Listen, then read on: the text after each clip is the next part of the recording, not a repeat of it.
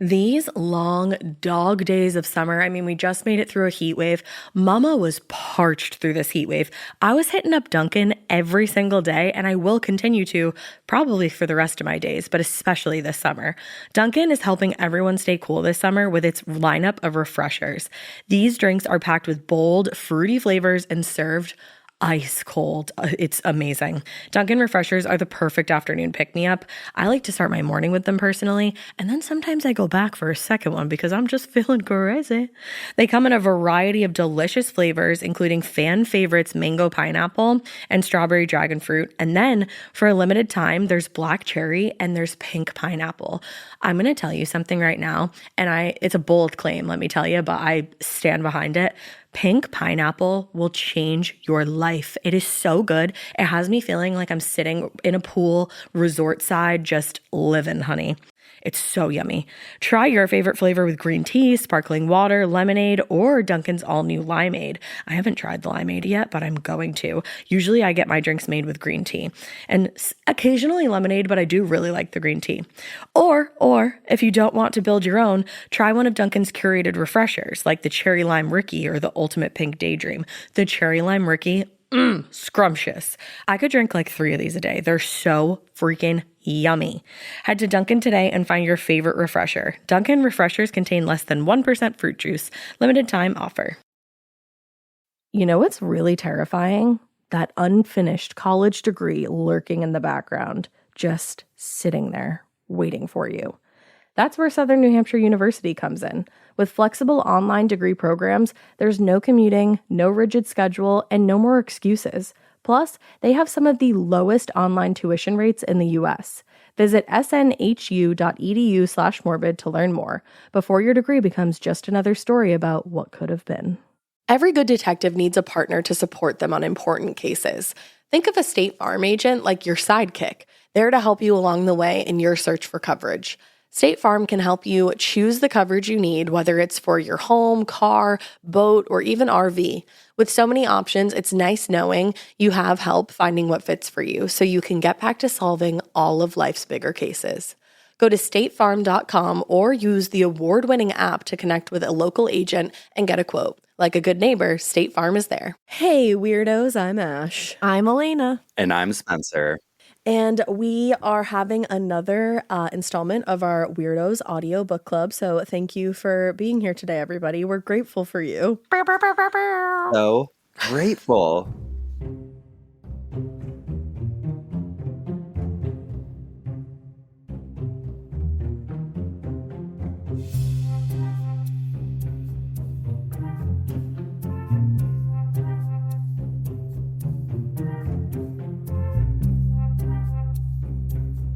If you didn't know, we have Spencer Henry from Morbid Network's Cult Leader, Obituary, and their newest baby show, Gossip's Bridal. Hi, everyone. I'm so excited to be here. We're excited to have you. I feel like you're the perfect fit for this because you love like old-timey true crime. Mm-hmm. Love it. There's a lot of reasons as we go into this title today, why it resonated with me, and I just loved it so much. Ooh, I'm excited to hear. That makes me excited. I know. Well, before we dive into the title, we want to thank Audible again for the partnership and for bringing this special little bonus to all of you guys. Bluebeard is an Audible original, so if you haven't already listened, head on over to Audible to dive into this title. Our lovely friends are sweethearts at Audible, and they're still offering that free trial for you guys, so you can take hold of that nifty gifty at audible.com/weirdos for your free trial. And of course, we also covered this case on Morbid. It was episode 626. So if you need to refresh your memory at all, or if you want to listen to that for your next Morbid listening journey, it's there for you. It's there for you. We're there for you. This title is there for you. Everything is there for you. It's true. Do it. It's a crazy case. Like this case, I went into, because it was my episode when we covered it on Morbid. It was my episode. It was my episode.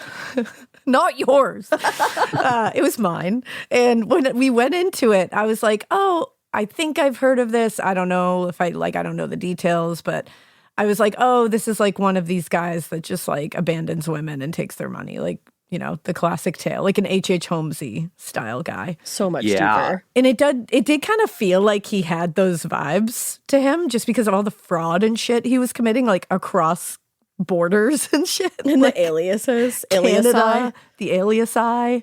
Like, this guy's bonkers Oh, he is wild. and organized. And I'm like, R.I.P. Walter, you would have loved Tinder. Oh my God, truly. Yes. That would have made his Would've scheme so loved much it. easier. Because, like, thinking about, like, the logbooks and shit that he had to keep his different wives straight. Keep track of essentially. them, yeah. And, like, If letters. he wanted to, he would. Absolutely. Like, he had to keep, like, his, like, communication with them straight, what he told one, what he told the other, like, the different stories he was telling them about why he was out of town all the time. Like, I can't remember what I had for dinner last night.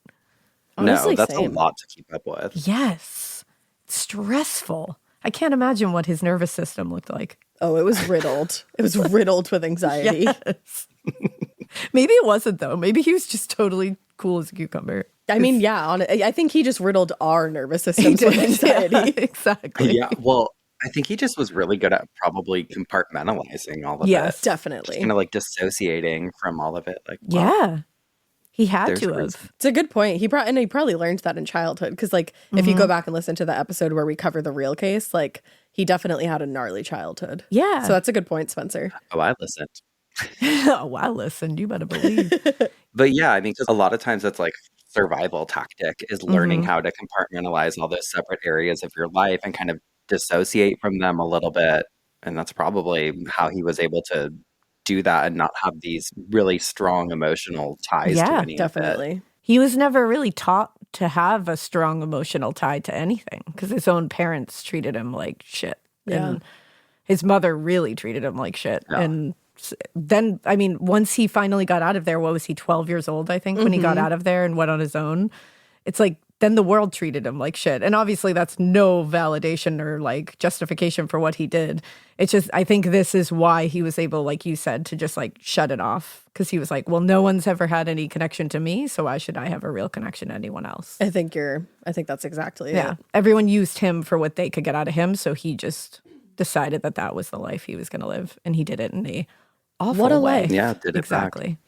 And he could have gone the other way. Plenty of people have. Plenty of people have tragic backgrounds. Plenty of people get treated like shit. And they go on to be amazing people who are like, I'm not going to continue this cycle. But he's an asshole. Go to therapy, Exactly. Walter. Go to therapy. Get a gratitude journal. Yes. Be grateful. These are all steps. Do some You know? self-work. Well, before we get into it even further, I just want to talk really quickly about the writers for this title and the process, because this is an interesting one. It is. So one of the names you're definitely going to say, wait a second, I know that name. Jim Clemente is one of the authors of this. He's a former FBI profiler who was part of the team that cracked the DC sniper case. Which is wild. Yeah. That's a big deal. He's been part of like huge Yeah. cases. Like this guy has flex on flex on flex. He's a former New York prosecutor. He's a writer and producer for Criminal Minds. Oh, love that show. Yep. He's So a good. So good. podcaster for Real Crime Profile, Best Case, Worst Case, FBI Profilers, and Criminal Archives. He's after our own heart with all those podcasts. He is. And he's also a consultant for law enforcement and for creative projects that involve his like massive expanse of expertise. And he's just like wildly Wow. impressive. And he had like a really tough like beginning to life as well. He has a lot of like things in his backstory that he could have turned the other way and he went this way. So he's like also very inspirational if you read up on him. Definitely. And he was a first responder at 9/11. So Wow. yeah. So he's just how do you even lift that resume? Like I don't even know how he carries it around with him. Right? He's done it Yes. all. And then his co-author was Peter McDonnell, who is an author with 43 books. Like, damn. 43 books. That's insane. like what? That's all the books. I don't even know if That's I've read I'm like, 43 holy books. shit. I can't name 43 books. Like, wow. Truly. He's also a podcaster and a journalist. So together, this was the perfect team, I think, to The do dream something team. like this. Yeah. 100%. Yeah. A good duo. Real Yeah. the duo of the century. Well, and what's interesting is they went into this actually thinking that they were going to make a documentary series. Oh yeah. And then it turned into this title, which I love knowing like how a project started and evolved. And I feel like, I mean, this still could make an excellent documentary series, but I'm glad that they did the title. That makes so much sense if you Yes. listen to the title, that it was laid out that way, because my favorite thing about it was like just listening to it, like you can fully have visuals on everything that's happening at the time. They did such a good Yes. job with translating that. Yes, 100%. They really did. And it reminded me a little bit of your new show, Gossip's Bridal, with all the soundscaping and everything. The like immersive experience I of was it like, all. oh, Spencer's going to love this. I truly, all of it, I was like obsessed listening to it the whole time. I felt like I was like in an old detective novel or something. Yes, you It was get so good. transported. When you can hear the music, like the old timey, like I'm like, I just give was me like, a cigarette, babe, Yeah. Yes. and Yep. let me just Let's solve a unravel crime. this. Give me Yes. a cigarette and a fedora and I'm ready to go, Let's baby. go. You're sure? Well, it all got started when Jim Clemente's friend, he was helping this elderly woman just clean out a storage locker. Like most inconspicuous thing you could ever think of, Yeah. you know? Yeah. And they were like clearing out random boxes. And This was in LA, right? in LA, Yeah. yes. And she told him, oh, you can just get rid of that box over there. And he was like, oh, okay, like maybe we should check inside first, just, make sure nothing You never important know. is in here. And something important was in that box. It contained this leather-bound tome, and that contained Bluebeard Watson's confession inside, which is insane. I just got Yeah. chills. Yes, he confessed to the murder of 10 wives, and to think that leather-bound tome was in there containing that confession. Full confession. Like 3 days worth of confession. And this tome actually belonged to the one and only J.B. Armstrong, who's the PI that was hired by Catherine when she suspected that her husband was just cheating. Miss Wambacher. Was Mrs. Wambacher, exactly. So just literally opening that up and sifting through the pages must have been bonkers wild bananas. Yes. Imagine finding that. Oh. And Jim Clemente has it now in his personal collection. Yeah, he Has got to that talk. leather-bound tome. Our producer Mikie got to talk to him and he showed him on the Zoom and we were all, Mikie was showing us afterwards. We were like, oh my God. We so gotta jealous. get Jim on the horn. Right, let's get Jim on Show here. me your book. Show me that leather bound tome, Jim. I want to see your book. I'm trying to see it. Well, obviously they were immediately interested in this story once they heard about this discovery and once they, sifted through this tome of theirs. So they researched Watson even more to find out about his crimes, his detailed confession. And when I say detailed, like I said, it took this guy 3 days to get everything out. And it was that confession that really voiced the narrative of Watson in this title. Mm-hmm. So it's very true to who Watson actually was. Yeah, for sure. And you can tell, like, he does, because it's Joseph Fiennes that plays him. He does a good job of making him like unlikable, but you could see why women like would be drawn to him in a way almost. Yeah, because if you were He like walks the line. If you were going into this story blind, I think you would be like, oh, I like this guy. Like, what's this you'd be guy's like, oh. story? But if you know the case and you go into it, you're like, I don't like you. But you're Put him kind of up. like toying with yourself of like, Yeah. I kind of want to like you, but I know what you do. Yeah. For sure. But after working out the whole story, Clemente and McDonald pitched this story to our friends over at Audible. And they suggested maybe converting it into a radio style drama, actually. And ultimately, it ended up being directed by a Canadian director. And this is interesting. Canadian radio style dramas continued way past the point where they did in US, like when we transitioned over to TV. So he was really well versed in that type of production because, they experienced them way longer. But to talk more about the production, let me hand it over to my girl, Alaina. Because this is really interesting. Like Spencer said, it's like a super immersive, like you feel like you're there experience. And that definitely goes for some of the actors, like Catherine played by Karen David, Watson's played by Joseph Fiennes, and J.B. Armstrong, our guy, is Adrian Pasdar. I think the three of them did an amazing job. But what really set this whole thing into a different realm, I think, is that how they recorded this. So they recorded live in 3 different time zones, first of all. each recording space for each actor, it was set up and movement was choreographed. So the actors would move through the space while the microphone was set in the middle of the room. So all of this would impact the sound. So audio was like 3D immersive. You heard the movements that they were making because they were physically making those movements in a room. Like it wasn't put in later or something like that. So you heard them in real time, like very organically. Wow. Isn't that cool? It is cool. And I feel like that's a very different and unique style of doing something like this. Definitely. And just the fact that people in 3 different time zones were able to collaborate like this. I'm like, damn, I can barely get a meeting on the books with East Coasters. Literally. That's the thing. You know? Like, we can barely get time to hang out with friends. Like, it's just us trying to all get our schedules aligned.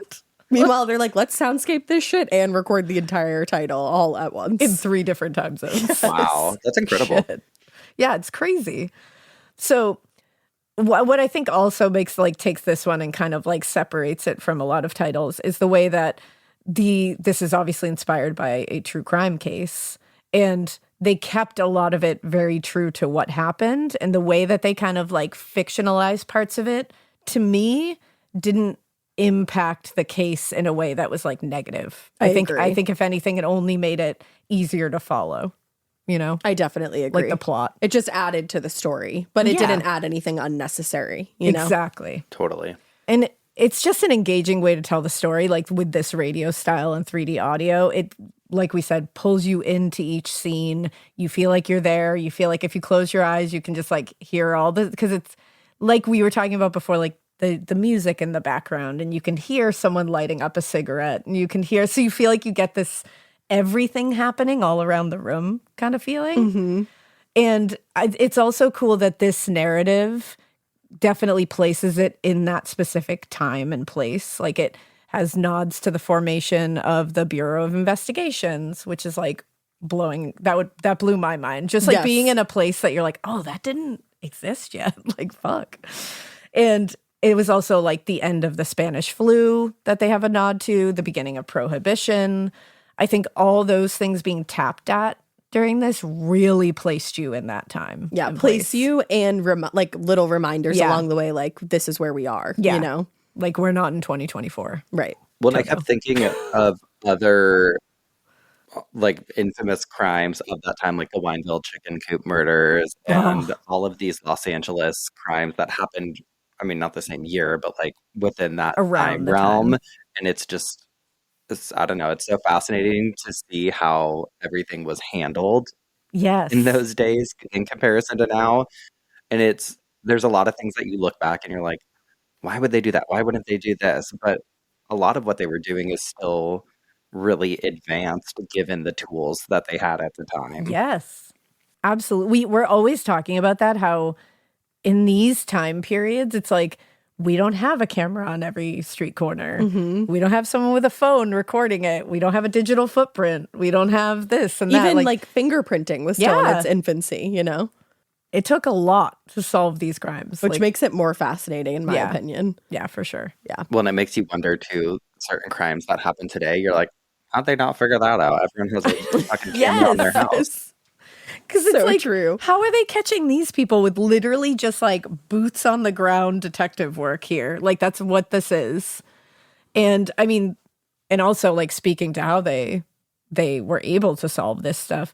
One of the great themes in this whole thing is women not being passive and seeking out answers. Which I love, because you think of this case as a whole, and I mean, women are the ultimate victims in this case, but they're also the hero of this case. Absolutely. Like, Kat is a fucking boss. Yeah, you want to talk about boots on the ground? Yes. Let's talk about Catherine Wanamaker, because... Let's talk about her. Damn. Because she was also the one, first of all, she wasn't letting that go in the beginning. She was like, I'm pretty sure he's having an affair. Mm-hmm. Fuck him. We're going to catch him. I'm getting my divorce. Yeah. Just to think that she needed to have like a straight up reason to get divorced, and like a very compelling one. Not just like her husband had to be guilty of a crime for her to be granted the divorce.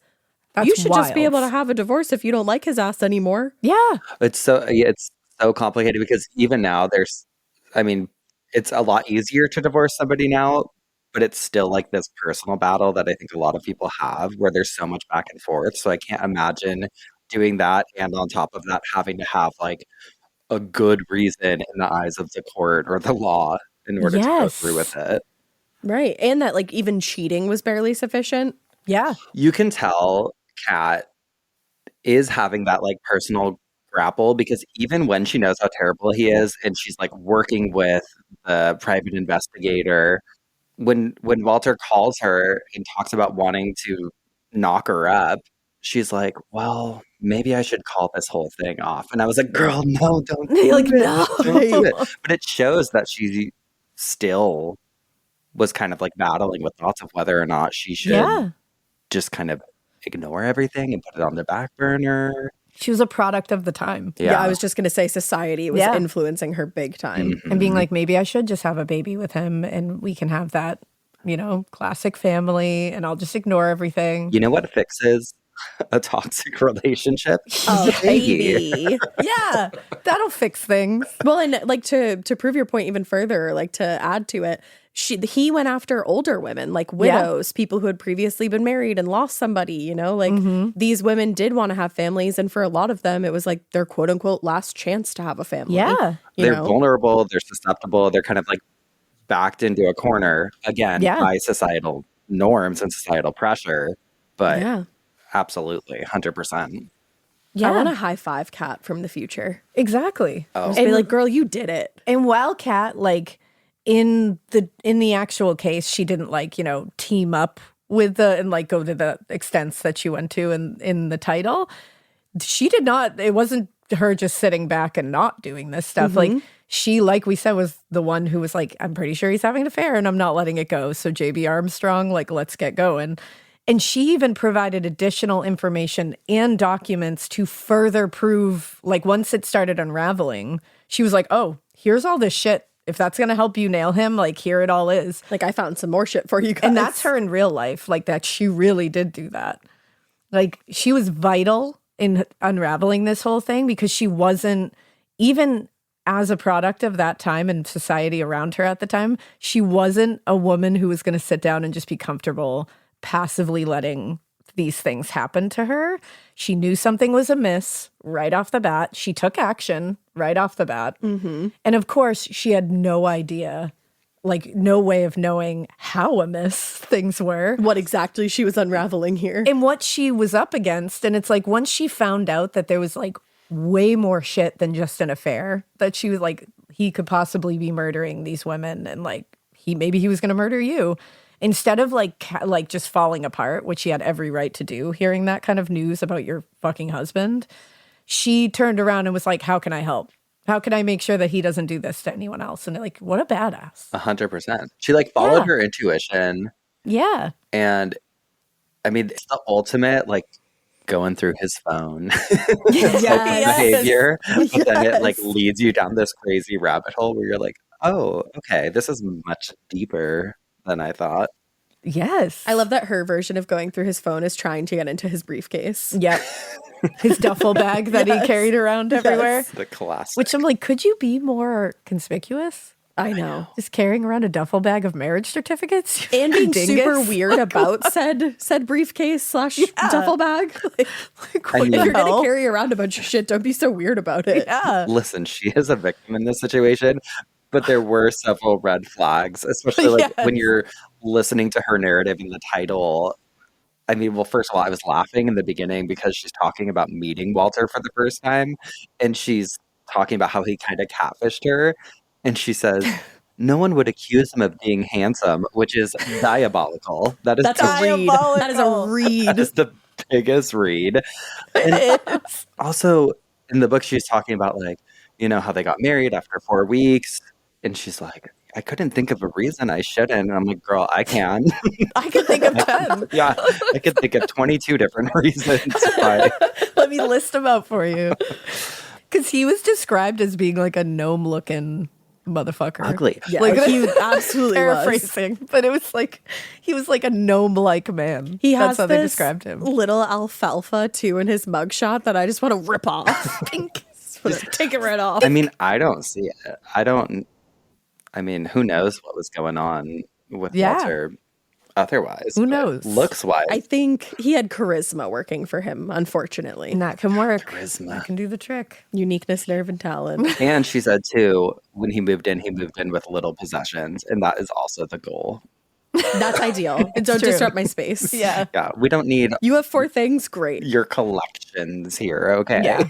We don't need that. Yeah, your briefcase fits over there. Everything else, got to get rid of. Please. Yeah, I think he was just a master manipulator. Definitely. Like master manipulator. And he was playing a character. Of so course. it's easy to make somebody like a character. At you all know? times he was playing a character. You're playing a role. I do love one of the things I love that they did do in this title is for a brief period of time while I was listening, I was like, uh-oh, are they going to make Kat and Detective Armstrong fall in love? Because I will not be pleased with that. Yeah. I was worried. It felt like that might have been the direction they were going. And I was like, don't you dare take away her agency like that. But nay. But they didn't do it. They did not do it. And I have to say, coming from 2 men authors, thank you. Yes. Thank you for making this girl a standalone badass. Yeah, and just letting her have her own agency and being her own character that was just like being a badass and wasn't trying to fall in love with another guy. What was the test that we were talking about? They passed that test. The Bechdel test. They Is that passed what the Bechdel test. Yeah, it did. Because it's not just having this woman be completely in relation to what she's doing with a man. Yeah. A damsel in distress. Like, please help Exactly. me. I don't know what to do. She's like, Yeah. here's what to do. Here's what This to is do, what I want to bitch. do. Put your cigarette out. It's gross. And let's go. Let's go. Don't be dumb. Did you guys have a favorite badass B moment of Cats? I mean, I'm a real sucker for any sort of library scene or imagery in a book. And like Yes, when they're me talking too. about like going through the records and she's in the library. I mean, I get chills thinking about it right now. But when she was going through all the different Lonely Heart ads and Yes. this under different names, but the same Comparing them all. yeah, comparing them all and seeing that it was clearly all written by Walter. I just had a moment where I was like, oh my God, she's cracked the code. Like she got her confirmation. And how love chilling, too, to come to that realization. And the amount of people who tried to convince her that these were just other men stealing that Lonely Hearts ad. Oh, the gaslighting was The gaslighting was unreal. outrageous. Wait, people trying to gaslight a woman? That's crazy. I've never heard that. that actually never happens, you guys. No. That's why it's fiction, you know? You women, you're hysterical. You're so crazy. That's us. We're just kooky. That's us. What was yours, Alaina? My badass bitch moment was definitely, I loved when she was like hiring JB Armstrong and he was like being like, whoa, whoa, whoa at first. And he's like, cause she's like, all right, so what do we need to do? What do you need me to start working on? And he was like, no, you're my client. Like I'm the detective here. I'm the investigator. And she was like, actually, no, you're my partner now. We're working together. If you're not willing to treat me as a partner, I'll go find someone who will. And I was like, Snap, snap, snap, baby. I was like, yes. She was like, I don't need to be here. I'll find somebody who actually respects the partnership and doesn't treat me like a little peon. Because this needed to be a partnership. She had so much of the information that they needed. Yes. 100%. And I think going back to like when she cracked the code, I think it was just like I loved that she figured it out on her own. Like she didn't Yes. have anybody else really helping her Nope. other than the Hillary, the librarian, who I loved. Queen that they were like Hillary. becoming friends. And at the end of the book, when she walks into the courtroom and she sees Hillary from the library there, and Hillary's like, "I'm here for you." I was like, Oh, God. I love that. That's the thing. I love that one, she didn't fall in love. And 2, she found another female friend to be a badass with. Yes. Love that. And again, 2 like male authors, like snaps to them. Yes. 'Cause Showing that was great. female friendship and Yeah. bonds. And they did a great job with it. Did This you is have one, small. Ash? Oh, yes, this is small, but I love the way that she handled that hotel owner when she was trying to use his car. She was like, I will not be swayed. Thank you. Like, Like I'm I not loved having that. it. Mm-mm. Not having She was it. so confident. She was during so that. She was just confident. like, yeah, no. She's like, not I will be backing down. taking your car. Thank you. Thank you very much. Thank you so much. I feel like they gave her flowers in this story. Yeah. Like Yeah. showed off her badassery. And again, especially given the time period, it was very brave of her to do what she did. And she obviously faced a lot of adversity while she was doing it, but look what she fucking did. Yeah. Without her, it could have kept going on and on and on for a long time. And to think how many more people he could have killed. Absolutely. Okay. So obviously I live in Southern California. I live in Los Angeles. And I used to live in Signal Hill, which is this small unincorporated area where the body of Nina Lee Saloni was found. Oh, Stop shit. I was like going it. through newspaper archives trying to do my own little sleuthing to see if Hell I could yeah. figure out where in relation it was to where I used to live, but I was just finding like old press photos that didn't have any exact addresses. But I was like, damn. Oh, that's spooky. Yeah, that's backyard. wild. I know. Being in LA must be weird that way because so many things have happened there. You're just like surrounded by. Well, they just get publicized more, I feel like. Yeah. That's true. No, it's true. And you know the locations of a lot of them mostly. Yeah. So you can just be like, I'm surrounded. Uh-huh. 100%. Yeah. Also, at the end of this whole title, when she speaks the names of all the victims in the court scene, That was chilling. putting that in there was iconic. And it was so perfect. Like So good. ending on that was like, Yeah, I love the nod to the reality. Yeah. And the true part of this crime. and making sure that they were heard as well. Because obviously Kat was the focus of the narrative in Of this. course. But the fact that they didn't forget about the other victims Along the way. Yeah. that was nice. No, that was great. 100%. Yeah. Yeah, I think we they recommend killed it. this title 10 out of 10. If you haven't listened to Bluebeard on Audible, you got to go listen. And it's a quick listen too. It's a quick listen. It's You'll a want 3-hour. You will want more. Exactly. Yeah, it's 3 hours long. You could, I mean, if you have a long commute, you could get that done in a day, babe. Yeah. Except know? there is one scene of them eating. Just be forewarned. Yeah, if you don't listen to that, it's less than 3 hours. So there you go. But- it's quick. yeah. But just warning. There's also one of them. You know what? You'll get there. So anyway, if you haven't listened to this title, don't forget that our sweetheart friends over at Audible are offering you guys a free trial at audible.com/weirdos. Audible. Head over there for your free trial. Thank you to Spencer for joining us today. We love hanging with you. Oh, thanks for having me. And We love Spencer. we love you. And if we all want to end this on just maybe a title that we're listening to or recently listened to that we recommend. So my recommendation for a title to listen to is Sleep Tight by J.H. Markert. I recommend all his titles and all his books, in fact, because I think he's a brilliant horror author. It's a perfect one. It's got like a creepy little fictional town in it. He's really good at infusing like some supernatural elements, but they don't even feel. They feel like they're just reality in it. Ooh, I haven't listened to that yet. Yeah, and he's got, a serial killer in this one in a small town. He's a great author. I highly, highly recommend Sleep Tight. I have 2 recommendations. I just finished, and actually so did Alaina, Wayward. Oh, so good. Listening to that title was so whimsical. There's 3 female points of view, and they have 3 different narrators for each one. And all of them just have the most, I say this all the time about people, but I think I just listen to audio titles with narrators who have the most soothing voices. And these 3 women, I want them to read me bedtime stories every single night. So good. Love And that voice. obviously I have to recommend Elena's Butcher and the Wren and the Butcher Game. Duh. Oh my God. I know the author and she writes a mean book, baby. Truly. There's also The Big Hot Book of Death. I've heard of that one. Have you heard of that one, Spencer? Spencer Madison? I have heard of that Have one. you? Because that's Obituary. also a great one. She's pretty good. And I love their voices too, those narrators. True. I think the guy's annoying. But one that I love is, well, I'm like halfway through it right now, but it's The Crime of the Century, Richard Speck and the Murders That Shocked a Nation. Oh, That's by an interesting one. Dennis L. Brio and William J. Martin. love that. Amazing. So you guys have a bunch of titles to catch up on. And again, you have your free trial if you head over to that link that I've said 40 times. So we love you. We're grateful for you. We love you. We hope you keep listening. And we hope you Keep it Weird. but not so weird that you don't check out these titles today. Bye. read and listen. Bye.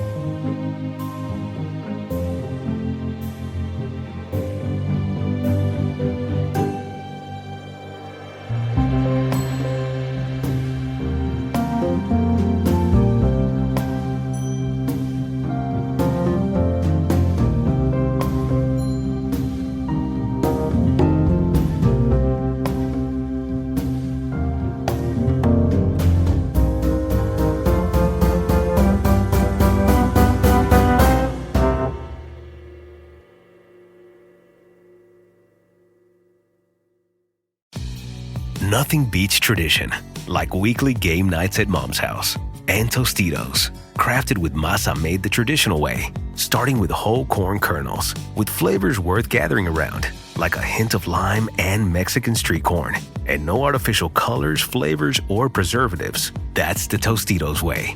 Bring Tostitos to your next game night, and you'll be winning either way. Tostitos, tradition matters. You wouldn't take financial advice from a 72 hours in a single day alpha influencer, would you? Same goes if you're in a car accident or any accident. Who you choose matters. That's why Morgan & Morgan exists. They're the largest injury law firm in America, and they've built a reputation by actually winning cases, not just talking about it. Over 1,000 lawyers across all 50 states and $30 billion recovered.